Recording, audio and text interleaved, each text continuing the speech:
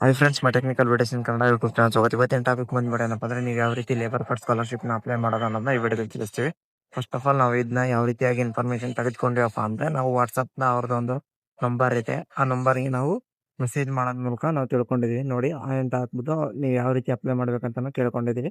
ಅದಕ್ಕೆ ಅವರು ಅದನ್ನ ಒಂದು ನೋಟಿಫಿಕೇಶನ್ ಕಳಿಸಿದ್ದಾರೆ. ಹಾಗಾಗಿ ನಿಮಗೆ ಕ್ಲಿಯರ್ ಆಗಿ ತೋರಿಸ್ತೀನಿ. ನಿಮಗೂ ಕೂಡ ಏನಾದ್ರು ಡೌಟ್ ಇದ್ರೆ ಆ ನಂಬರ್ಗೆ ನೀವು ಕೂಡ ಮೆಸೇಜ್ ಮಾಡಿ. ನೋಡಿ ಇದರಲ್ಲಿ ಏನು ಹೇಳಿದಾರಪ್ಪ ಅಂದ್ರೆ, 31/5/2025 ಸ್ಟಾರ್ಟ್ ಆಗಿದೆ. ಅದು ಎಂಡಿಂಗ್ ಡೇಟ್ ಬಂದ್ಬಿಟ್ಟು 31/10/2025 ನಿಲ್ಲುತ್ತೆ.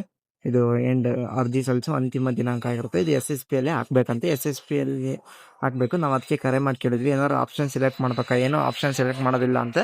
ಆದರೆ ನೀವು ಅಲ್ಲೇ ಅವ್ರು ಆಟೋಮೆಟಿಕ್ಲಿ ಅದರ ವೆರಿಫಿಕೇಶನ್ ಬೇಸಿಸ್ ಮೇಲೆ ಹಾಕ್ತಾರೆ ಅಂತ ಹೇಳ್ತಾ ಇದ್ದಾರೆ.